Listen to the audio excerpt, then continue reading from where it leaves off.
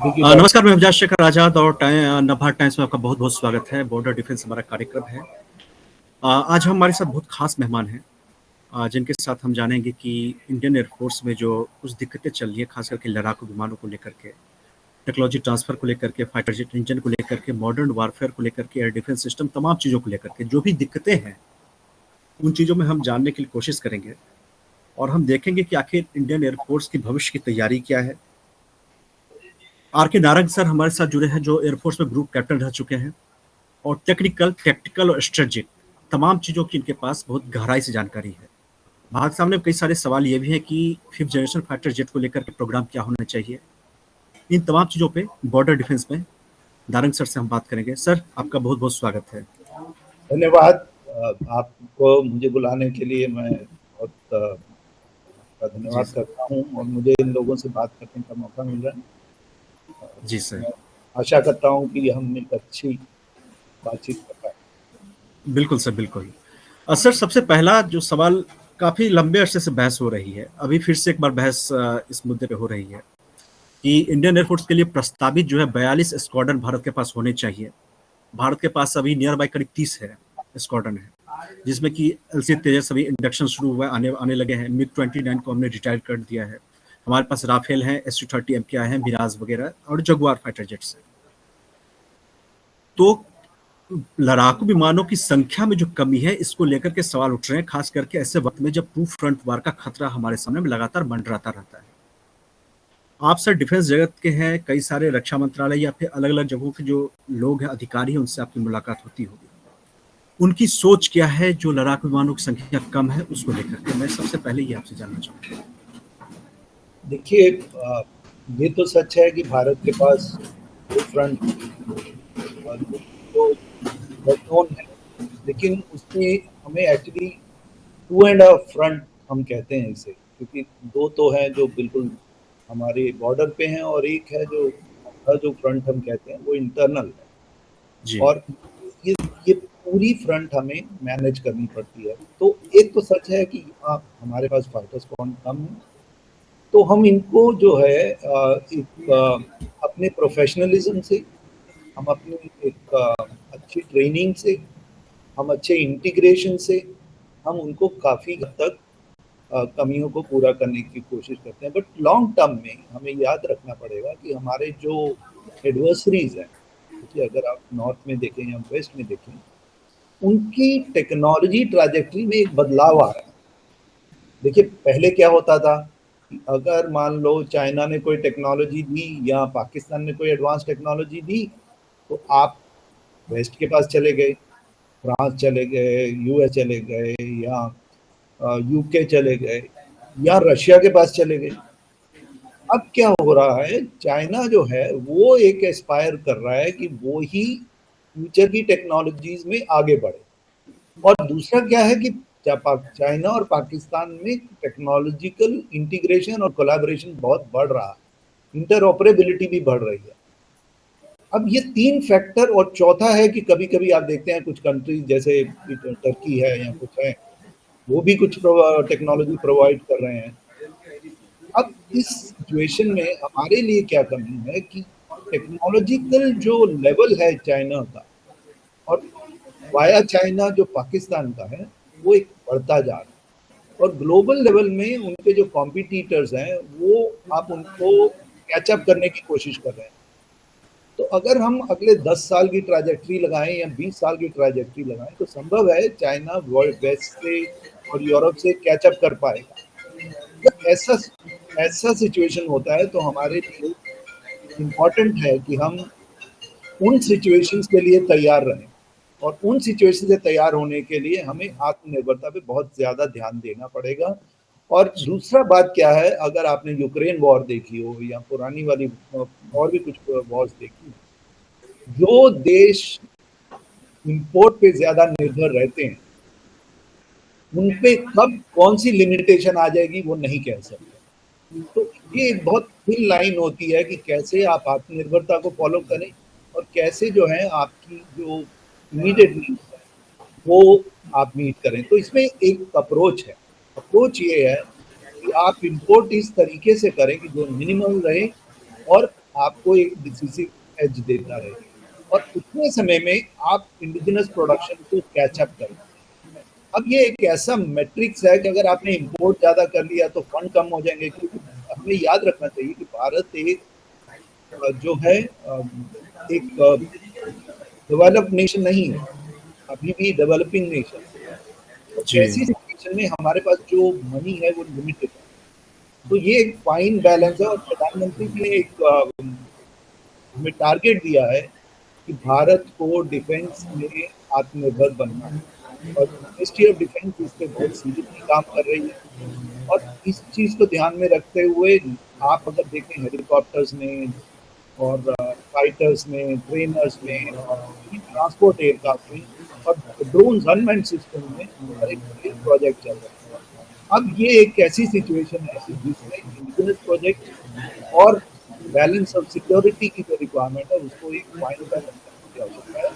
तो मुझे लगता है कि ये जो नंबर्स हैं ये हमें ओवरकम करने हैं, बट हमें ऐसे तरीके से करना पड़ेगा कि गिवन लिमिटेड बजट, जो हमारा लिमिटेड बजट है, उसको बहुत ही समझ बूझ के साथ इस्तेमाल करते हुए कि कोई भी ऐसा इंपोर्ट हमारे इंडिजिनस प्रोजेक्ट को ना इम्पैक्ट करे, और हमारा जो इंपोर्ट है वो हमारे टेक्नोलॉजी गैप को सर्टली करे। और अगर आप देखें, हमने अभी पिछले कुछ रफाल एक्वायर किए थे वो इसी एंड पे थे। इनिशियली हमारा प्रोजेक्ट था कि भाई हम लाइसेंस प्रोडक्ट मतलब लार्ज नंबर में एक्वायर करेंगे, तो उसको जी रिव्यू किया गया था कि भाई हमारे जो इंडिजिनस है उसमें बैलेंस बना।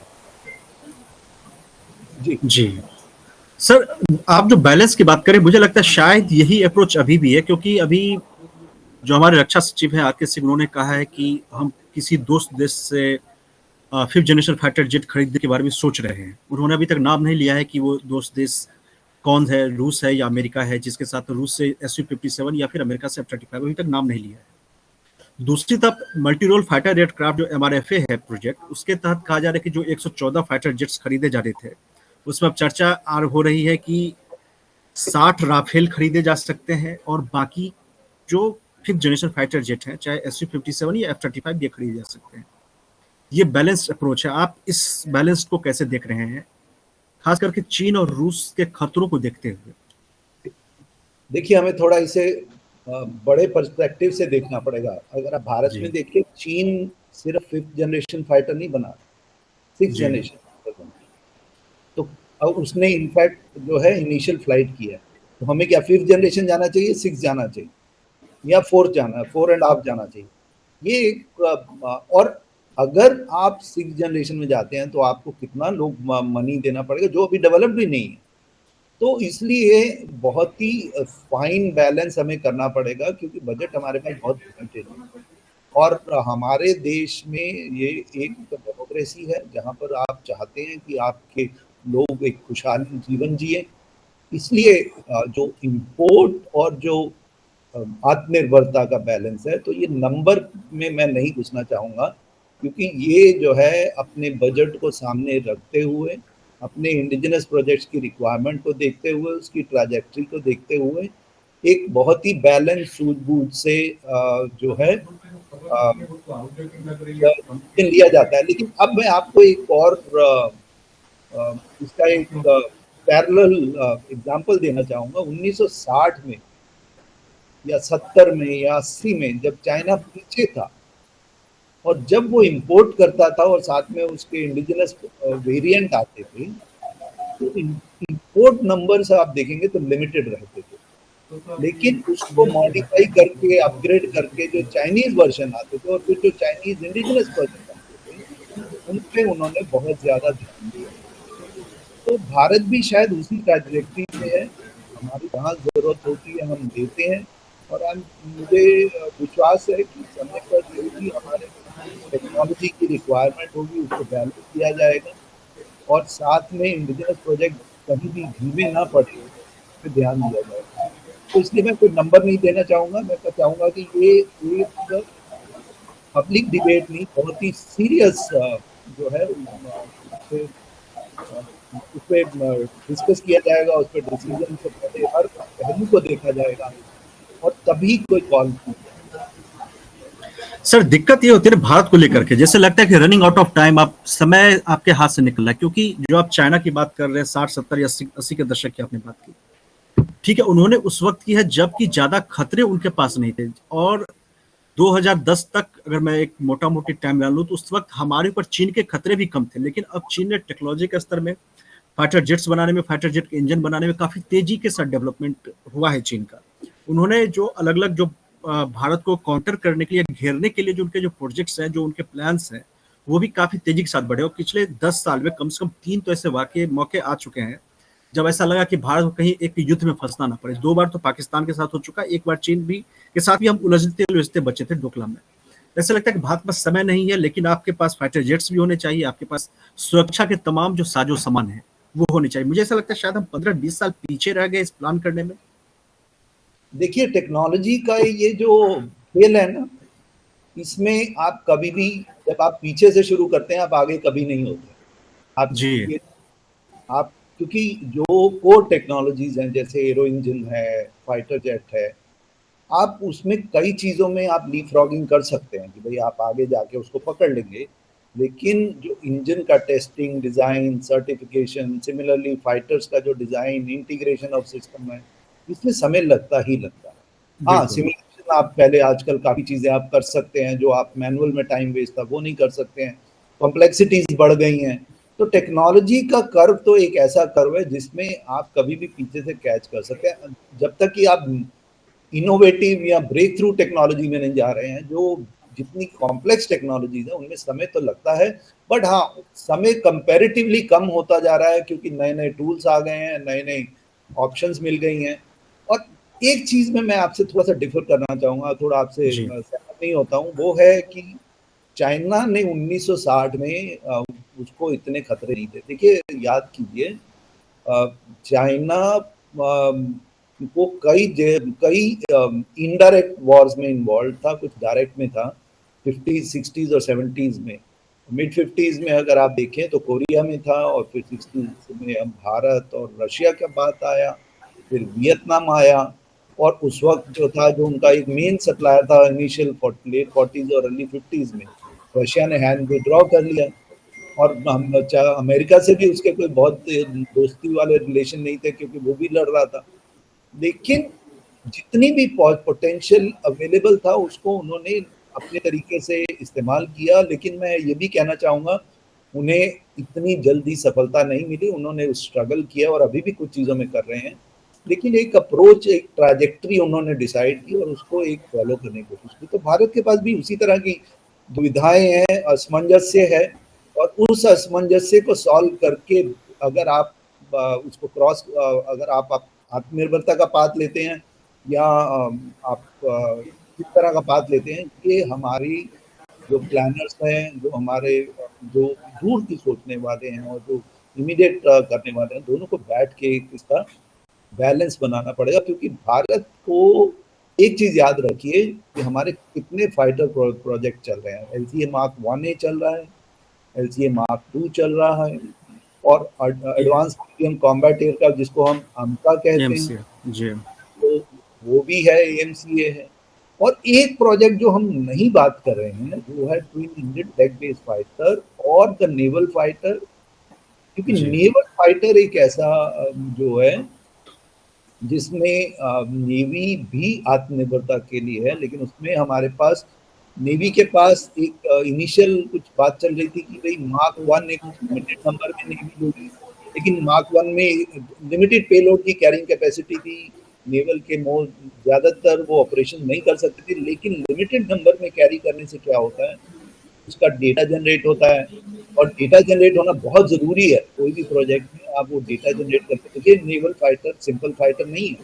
उसको शिप पे जी लैंड कर, उसको अंडर कैरेज बहुत 100 170 200 मीटर के अंदर अंदर रुकना है, उसी में टेक ऑफ करना है। हैवी वेट लैंडिंग वेट होता है, हैवी लैंडिंग प्रेशर होता है। तो इतनी सारी कॉम्प्लेक्सिटीज है, उसको वो भी, चलो हम उसमें वो बाद में बात करेंगे।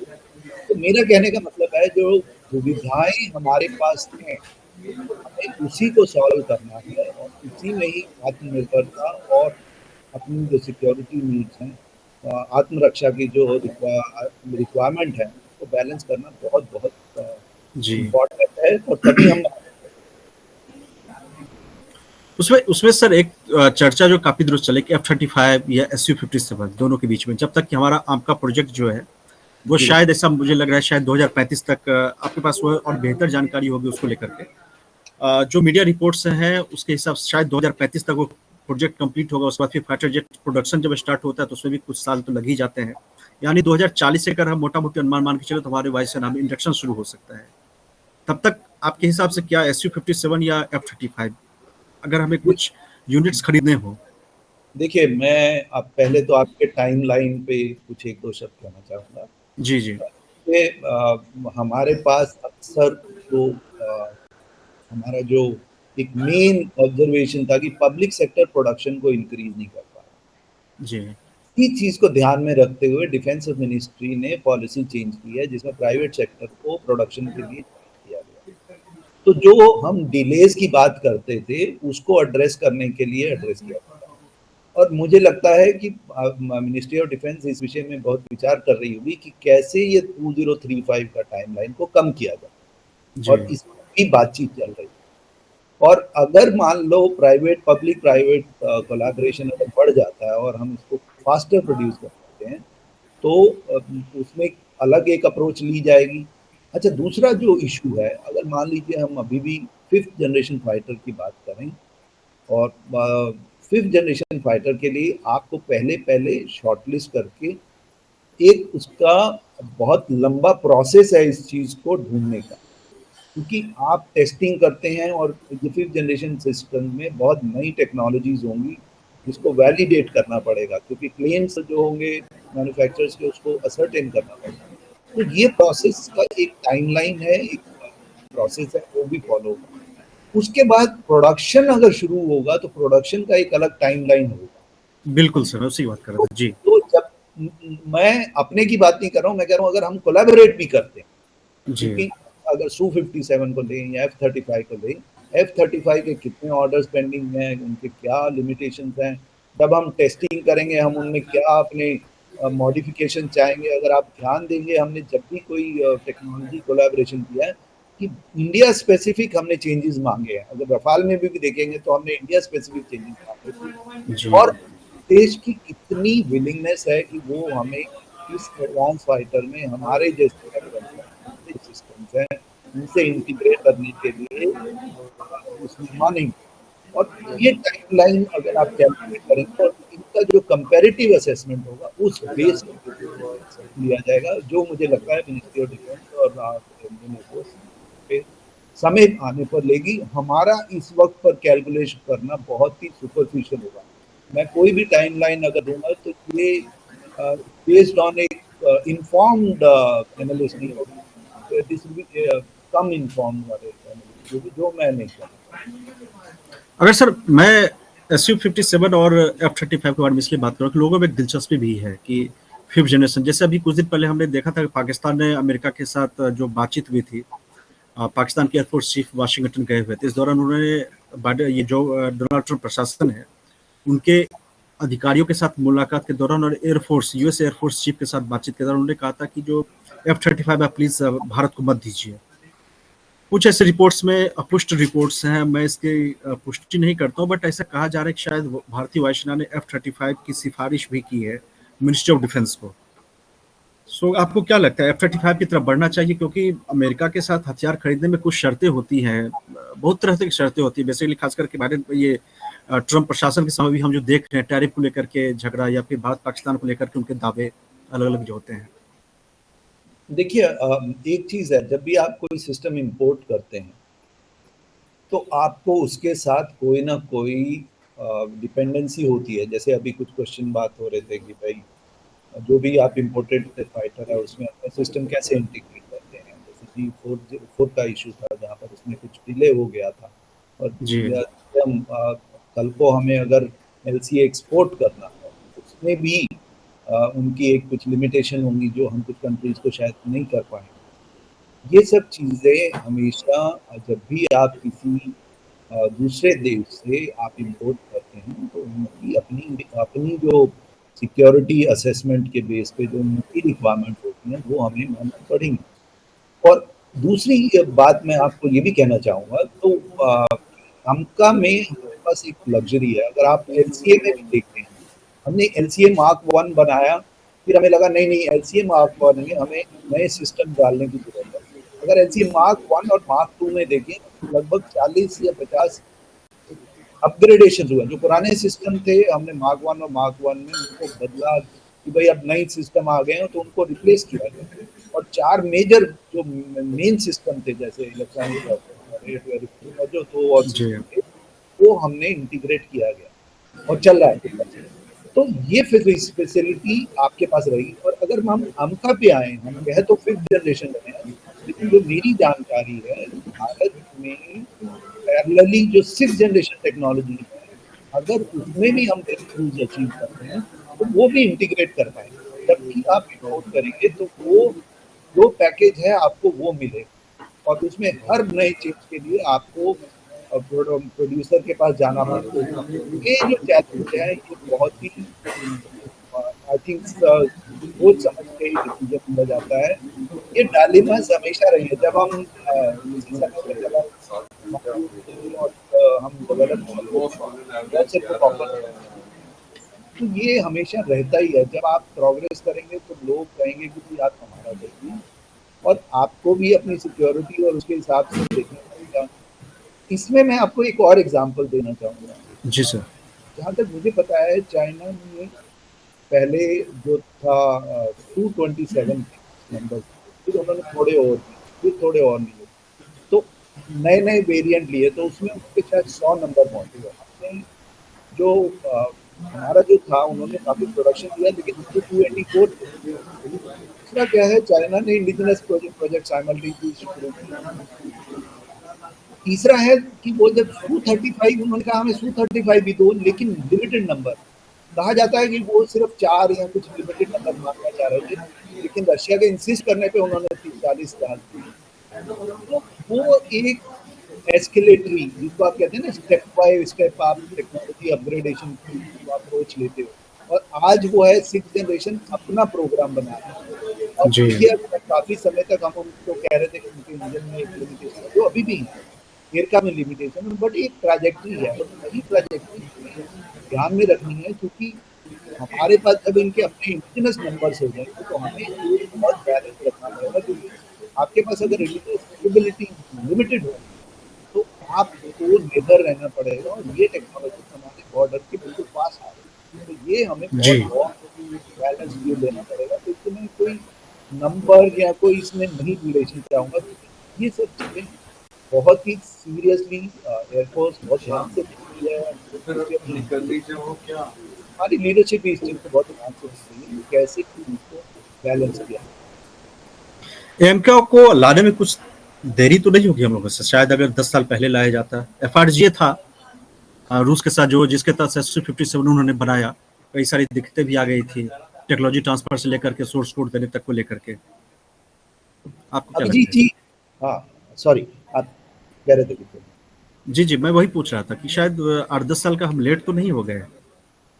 देखिए, कोई भी प्रोजेक्ट जब आप शुरू करते हैं, देखिए आप एक चीज़ ध्यान रखिए, अनका के लिए फंडिंग एलोकेशन 2024 में ही हुआ, बहुत पहले नहीं हुआ है, तो फाइनल प्रोजेक्ट अप्रूवल हुआ। तो जी। जब भी आप फंड एलोकेट करेंगे, कितना फंड एलोकेट करेंगे, कितने टाइमलाइन में करेंगे, ये सब चीज़ें निर्भर करती हैं। और इस डेवलपिंग टेक्नोलॉजी है, अगर हमें उसको करना है, मिशन मोड के में लेना है, तो उसकी हर जो, देखिए जब आप बहुत सारे सिस्टम इंटीग्रेट करते हैं, अलग-अलग लोगों से नेगोशिएट करते हैं, तो होल ऑफ ए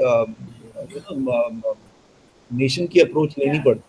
जहाँ कोई प्रॉब्लम आए, उसको एड्रेस करने की ज़रूरत पड़ती है। अगर हमें इंश्योर करना है कि हमका समय पे आए, तो उसकी जो फाइनेंशियल है, उसके नेगोशिएशन हैं, उसकी जो फंडिंग है, ये सब चीज़ों को बहुत ही स्ट्रीमलाइन करना पड़ेगा, और decision making has to be prompt, क्योंकि अगर डिसीजन समय पर लिया जाएगा, तो जो प्रॉब्लम्स और जो डिलेज होती हैं प्रोजेक्ट की, वो कम हो जाएंगी। और अगर मान लो कोई चीज़ में कोई क्या कोई मुश्किल आ रही है, तो वो मुश्किलों को समय पे हल करना एक एक बहुत ही ज़रूरी रिक्वायरमेंट रहेगी। और तभी हम कह सकते हैं कि आपका जो है, सिर्फ हम, बल्कि हम तो उसको टाइम को कंप्रेस करने की भी बात कर रहे हैं, तो वो एक बहुत ही ज़्यादा टाइमली डिसीजन मेकिंग पे निर्भर करता है। अगर हम नॉर्मल प्रोसेस देंगे तो उसमें एक तरीका है। एक चीज़ क्योंकि मैं सर जान रहा था, एक चीज़ मैं पूछ रहा था सर आपसे कि जैसे ठीक है फाइटर जेट्स है, एडवांस फाइटर जेट्स हम बना रहे हैं। दूसरी तरफ देख रहे हैं कि एयर टू एयर मिसाइलें होती है, चाहे चीन का PL-15 है या फिर PL-17 बना रहा है या PL-21 भी चीन बना रहा है, जिसका कि जो एयर टू एयर मिसाइल में मारक क्षमता जो 300 से 400 किलोमीटर की बात है। भारत भी जी, बना रहा है एयर टू एयर मिसाइल।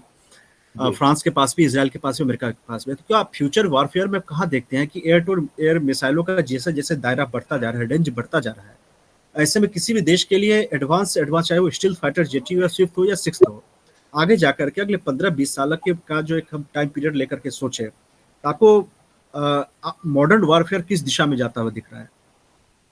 देखिए मैं अपनी टेक्नोलॉजी ट्रैजेक्टरी जो है एरोनॉटिक्स में बहुत पिछले कुछ समय से ही शुरू हुआ हूँ इसको पढ़ने के लिए।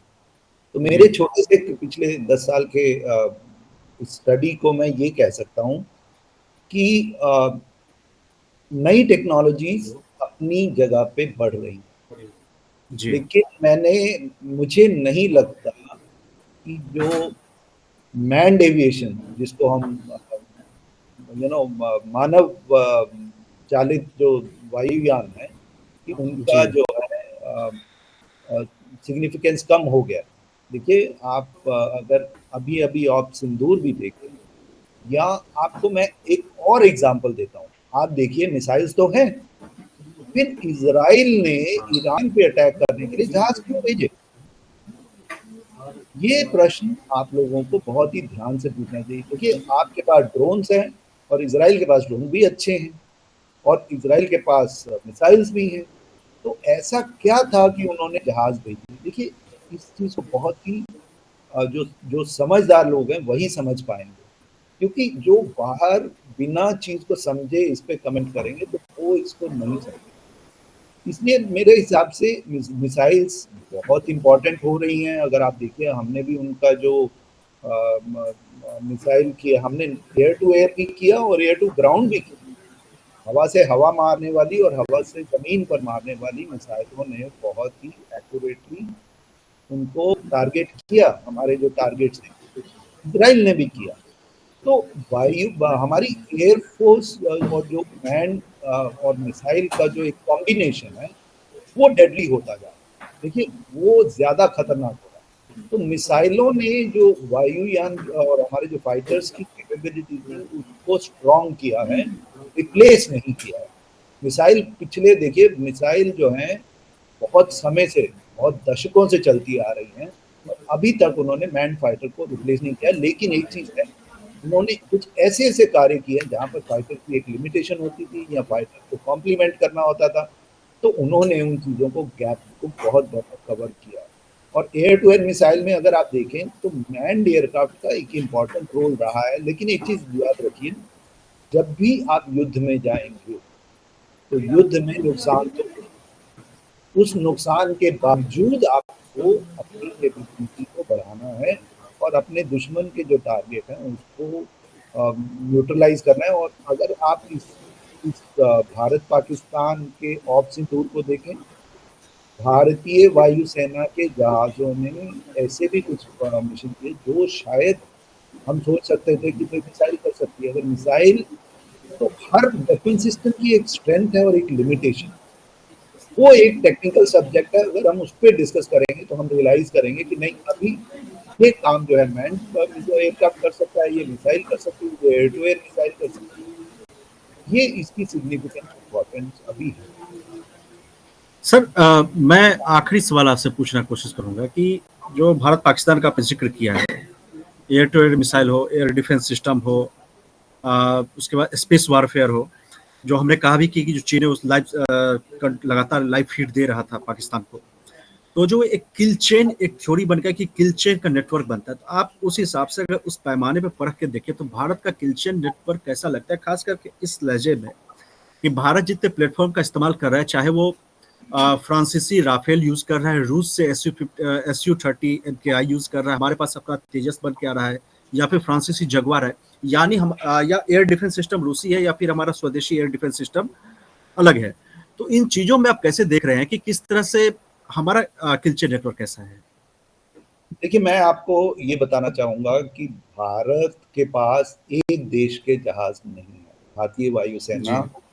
वेस्ट के जहाज़ लेती है, भारतीय वायुसेना रशियन के हैं, वेस्ट में भी अलग-अलग सप्लायर्स हैं अगर आप देखें। तो इन सब के साथ अगर हमें इंटीग्रेट करके सब हम इकट्ठे ऑपरेट कर रहे हैं और भारत ने आईएसीसीएस भारतीय वायुसेना ने आईएसीसीएस सिस्टम बनाया है। सिमिलरली सॉफ्टवेयर डिफाइंड रेडियो बनाए हैं।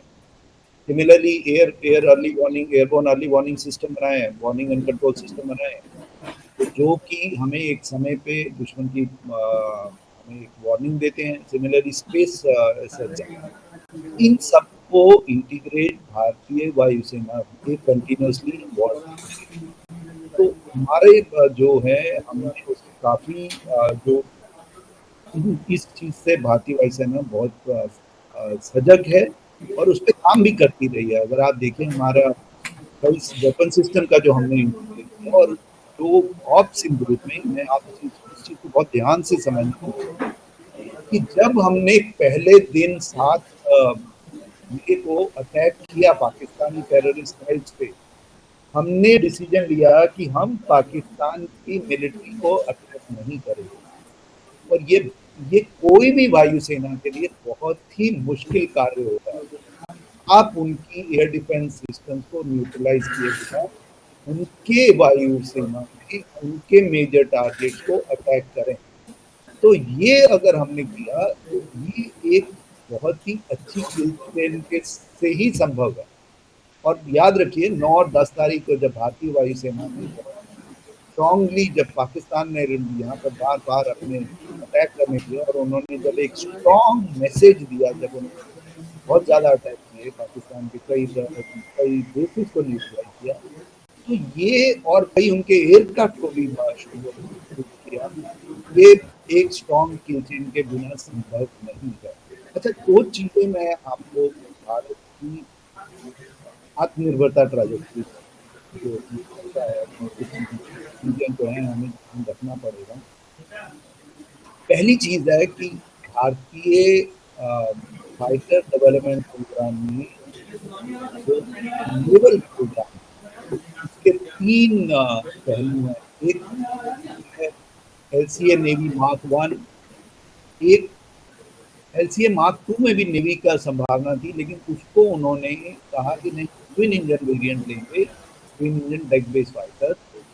और ये थर्ड ऑप्शन है एडवांस मीडियम कॉम्बैट एयरक्राफ्ट। अब twin engine deck based fighter जो है 26 टन का है और हमका जो है 25 टन का है, तो ये एक कंटेम्परेरी जहाज है, लेकिन डिसीजन नेवल फाइटर पे नहीं है। और हमें जो है 5th जनरेशन में whether navy has to join या नेवी को 5th जनरेशन में ज्वाइन करना है या टेटीएफ में है, ये एक डिसीजन बहुत ही आवश्यक है।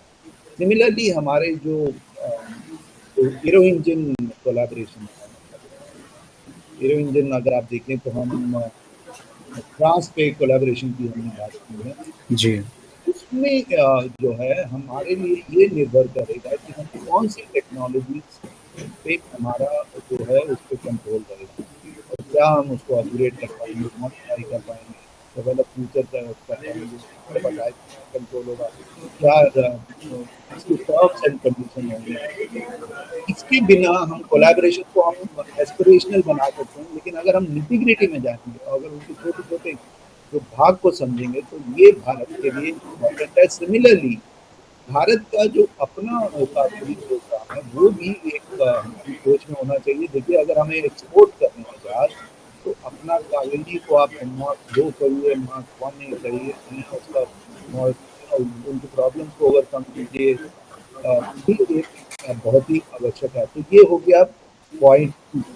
एक तो हो गया हमारा नेवल फाइटर, दूसरा हो गया एरो इंजन और तीसरा जो है हमारा अनमैन्ड सिस्टम प्रोग्राम।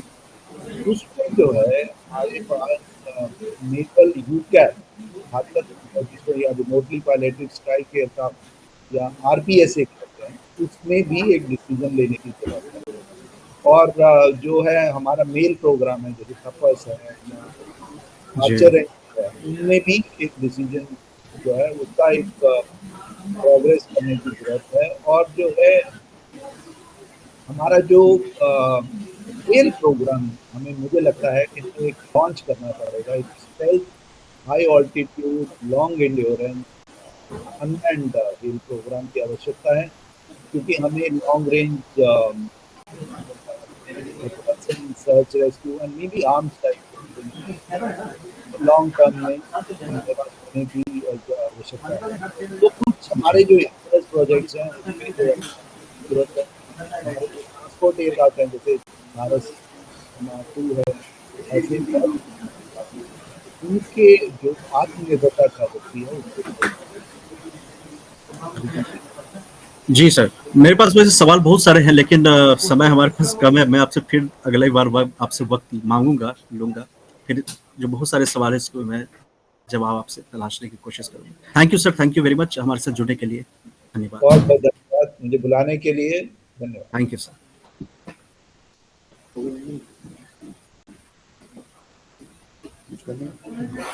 नहीं, मैं कर रहा हूँ सर।